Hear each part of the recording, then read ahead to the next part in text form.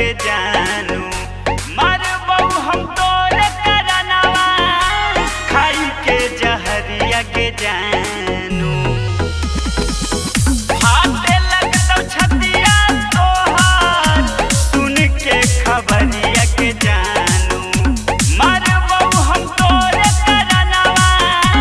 खाई के जहरिया के जानू सबके हुआई तौका बनवा एगो लेके ताहू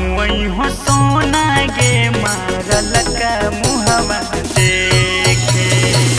ताहू हो जानू गे मारल का मुहवा देखे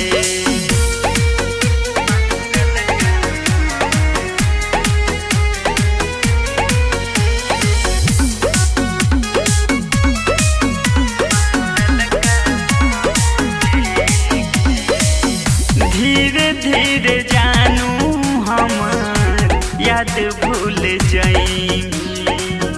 होते बियाहवा अपन घरवा बसैमी हाँ हाँ धीरे धीरे जानू हमार याद भूल जाइमी होते बियाहवा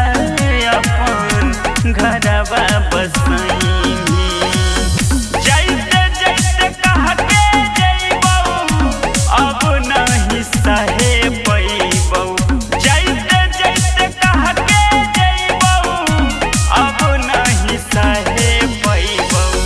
दीहो नहीं धोखा के करो दिलवा अपन देखे ताहू हो सोना गे मारल का मुहवा देखे ताहू हो जानू गे मारल का मुहवा देखे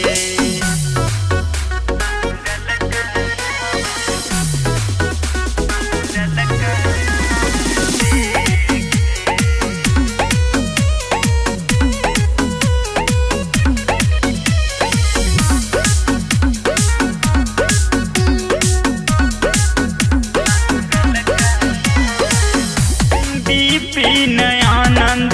कहले हलो समझाई के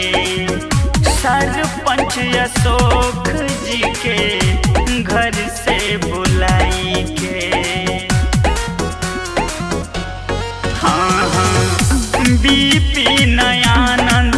कहले हलो समझाई के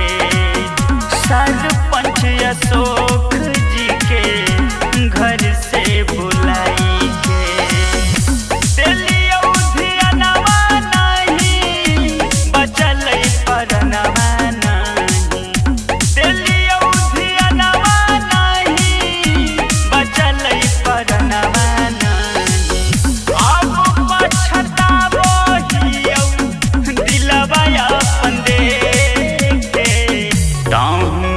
हो सोना गे मारल